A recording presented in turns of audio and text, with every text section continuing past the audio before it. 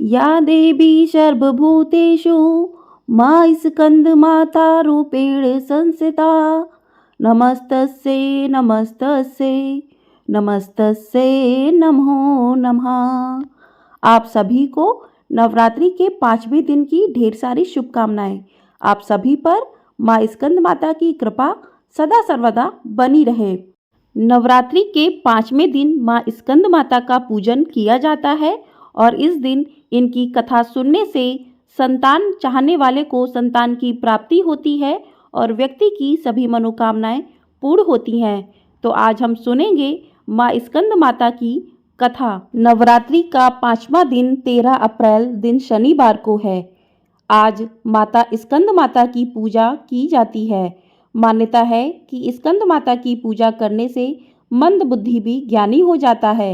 स्कंद कुमार यानी स्वामी कार्तिकेय की माता होने के कारण इन्हें स्कंद माता नाम कहा जाता है। स्कंद माता की गोद में उनके पुत्र स्कंद शोभायमान है। स्कंद माता को माँ दुर्गा का ममतामयी रूप माना गया है। ऐसा माना जाता है कि नवरात्र में माँ के इस रूप की पूजा करने से माँ संतान सुख का आशीर्वाद देती हैं। अब जानते हैं माँ का स्वरूप। तो स्कंद माता के विग्रह में भगवान स्कंद बाल रूप में इनकी गोद में विराजित हैं। देवी की 4 भुजाएं हैं। ये दाईं तरफ की ऊपर वाली भुजा से स्कंद को गोद में लिए हैं और नीचे वाली भुजा में कमल का पुष्प सुशोभित है। बाईं तरफ ऊपर वाली भुजा में वरद मुद्रा में है और नीचे वाली भुजा में कमल पुष्प है। इनका वर्ण एकदम श्वेत और ये स्वयं कमल के आसन पर विराजमान है, इसलिए इन्हें पद्मासना भी कहा जाता है। जान लेते हैं माँ का ध्यान करते समय किन मंत्रों का जाप करना चाहिए। तो पहला मंत्र है सिंहासन गता नित्यम पदाश्रित कर दया शुभ दास्तु सदा देवी स्कंद माता यशस्वनी। दूसरा मंत्र है या देवी सर्वभूतेषु माँ स्कंद माता रूपेण संस्थिता नमस्तस्यै नमस्तस्यै नमस्तस्यै नमो नमः। इस प्रकार से माँ का ध्यान करते हुए आप इन मंत्रों का 11, 21, 5, 7, 108 मंत्रों का जाप कर सकते हैं। शास्त्रों में स्कंद माता की पूजा का कुछ इस प्रकार से वर्णन भी बताया गया है। इनकी उपासना से भक्त की सारी इच्छाएं पूर्ण हो जाती हैं और भक्त को मोक्ष मिलता है। सूर्यमंडल की अधिष्ठात्री देवी होने के कारण इनका उपासक अलौकिक तेज और कांति प्राप्त करता है। माँ की पूजा करने के लिए आपको सुबह जल्दी उठकर स्वच्छ कपड़े धारण करना चाहिए।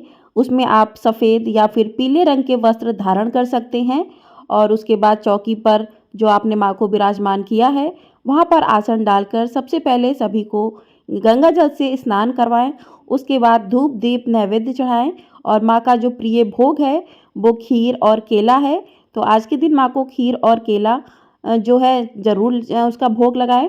उसके बाद माँ को पुष्प पीले और लाल रंग के आपको अवश्य चढ़ाने चाहिए और नवरात्रि के 5वें दिन लाल वस्त्र में सुहाग की सभी सामग्री लाल फूल और अक्षत के समेत माँ को अर्पित करने से महिलाओं को सौभाग्य और संतान की प्राप्ति होती है। तो आप आज के दिन माँ को सुहाग की सामग्री भी अर्पित कर सकते हैं।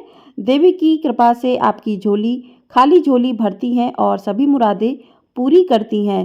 तो इस प्रकार से माँ का पूजन करें। पूजन करने के बाद आप हाथ में थोड़े से पुष्प और अक्षत लेकर माँ की कथा को सुने। तो चलिए कथा को शुरू करते हैं। पौराणिक कथा के अनुसार तारकासुर नाम का एक राक्षस था जिसका आतंक बहुत बढ़ गया था, लेकिन तारकासुर का अंत कोई नहीं कर सकता था क्योंकि भगवान शिव के पुत्र कार्तिकेय के हाथों की उसका अंत संभव था। ऐसे में माँ पार्वती ने अपने पुत्र स्कंद यानी कार्तिकेय को युद्ध के लिए प्रशिक्षित करने के लिए स्कंद माता का रूप धारण किया। स्कंद माता से युद्ध का प्रशिक्षण लेने के बाद कार्तिकेय ने तारकासुर का अंत किया। देवी स्कंद माता ही हिमालय की पुत्री पार्वती हैं। इन्हें ही महेश्वरी और गौरी के नाम से जाना जाता है। यह पर्वतराज की पुत्री होने से पार्वती कहलाती हैं। महादेव की वामनी यानी पत्नी होने से महेश्वरी कहलाती हैं और अपने गौर वर्ण के कारण देवी गौरी के नाम से भी पूजी जाती हैं। माता को अपने पुत्र से अधिक प्रेम है अतः माँ को अपने पुत्र के नाम के साथ संबोधित किया जाना अच्छा लगता है। जो भक्त माता के इस स्वरूप की पूजा करते हैं, माँ उस पर अपने पुत्र के समान स्नेह लुटाती हैं। इनकी उपासना से भक्त की सारी इच्छाएं पूरी हो जाती हैं और भक्त को मोक्ष की प्राप्ति होती है। सूर्यमंडल की अधिष्ठात्री देवी होने के कारण इनका उपासक अलौकिक तेज और कांतिमय हो जाता है। अतः मन को एकाग्र रखकर और पवित्र रखकर इस देवी की आराधना करने वाले साधक या भक्त को भवसागर पार करने में कठिनाई नहीं आती। इनकी पूजा से मोक्ष का मार्ग सुलभ होता है। ये देवी विद्वानों और सेवकों को पैदा करने वाली शक्ति हैं, यानी चेतना का निर्माण करने वाली। कहते हैं कालिदास द्वारा रचित रघुवंशम महाकाव्य और मेघदूत रचनाएं स्कंद माता की कृपा से ही संभव हुई। बोलिए माँ स्कंद माता की जय। इस प्रकार से आप कथा सुने और उसके बाद जो आपने हाथ में पुष्प लिए थे वो माँ के चरणों में अर्पित कर दें। इसके बाद आपको माँ स्कंद माता की आरती करनी चाहिए। तो चलिए माँ की आरती शुरू करते हैं। जय तेरी हो स्कंद माता, पांचवा नाम तुम्हारा आता। सबके मन की जाननहारी, जग जननी सबकी महतारी। तेरी ज्योत जलाता रहूं मैं, हर दम तुम्हें ध्याता रहूं मैं। कई नामों से तुझे पुकारा, मैं मुझे एक है तेरा सहारा। कहीं पहाड़ों पर है डेरा, कई शहरों में तेरा बसेरा। हर मंदिर में तेरे नज़ारे, गुण गाए तेरे भगत प्यारे। भक्ति अपनी मुझे दिला दो, शक्ति मेरी बिगड़ी बना दो। इंद्र आदि देवता मिल सारे, करें पुकार तुम्हारे द्वारे। दुष्ट दैत्य जब चढ़कर आए, तुम्ही खड़ा हाथ उठाए।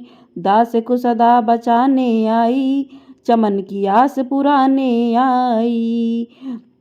जय तेरी हो स्कंद माता, पांचवा नाम तुम्हारा आता। बोलिए माँ स्कंद माता की जय। आप सभी पर माँ स्कंद माता की कृपा सदा सर्वदा बनी रहे और आपकी सभी मनोकामनाओं को माँ पूरी करें। इस प्रकार से माँ की आरती करें। आरती करने के बाद आप माँ को आरती से आचमन करें और माँ को आरती दें। उसके बाद आप घर के सभी सदस्यों में आरती दें। इस प्रकार से माँ का पूजन संपन्न हुआ। उसके बाद आप माँ से क्षमा याचना करें कि आपसे पूजा में कोई भी भूल चूक हुई है तो माँ प्लीज़ कृपया करके उसे क्षमा करें। तो आप क्षमा मंत्र भी बोल सकते हैं, क्षमा प्रार्थना है माँ की। चलिए क्षमा प्रार्थना करते हैं। दासो अय मति माम, मत्वा क्षमस्त परमेश्वरी। आवाहनम ना जनामि विसर्जनम, पूजा चैव ना जनामि क्षम्यता परमेश्वरी। इस प्रकार से आप माँ से क्षमा प्रार्थना करें कि माँ पूजा में हुई गलतियों के लिए हमें क्षमा करें और हमारे परिवारजनों पर अपनी कृपा दृष्टि सदा सर्वदा बनाए रखें। जय हो माँ स्कंद माता। आपको हमारे चैनल पर दुर्गा नवरात्र के सभी दिनों की माता के अलग अलग रूपों की कथाएं आरती सहित देखने को मिलेंगी। तो चैनल को सब्सक्राइब नहीं किया है तो सब्सक्राइब ज़रूर कर लें और दुर्गा सप्तशती पाठ के सभी अध्यायों का वर्णन भी मिलेगा। तो वीडियो आपको हमारे चैनल पर सभी मिल जाएंगी, तो आप उनको जाकर ज़रूर देखिए और वीडियो पसंद आए तो वीडियो को लाइक, शेयर और चैनल को सब्सक्राइब ज़रूर कर दें।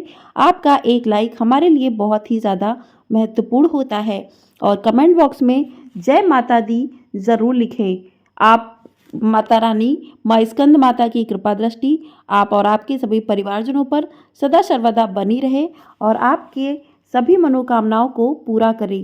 कहते हैं कि 5वें दिन माँ स्कंद माता की पूजा करने से व्यक्ति को संतान सुख की प्राप्ति होती है।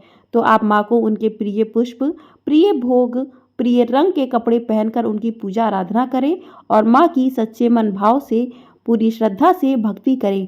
माँ अपने भक्तों की भक्ति से प्रसन्न होकर भक्तों को वरदान जरूर देती हैं।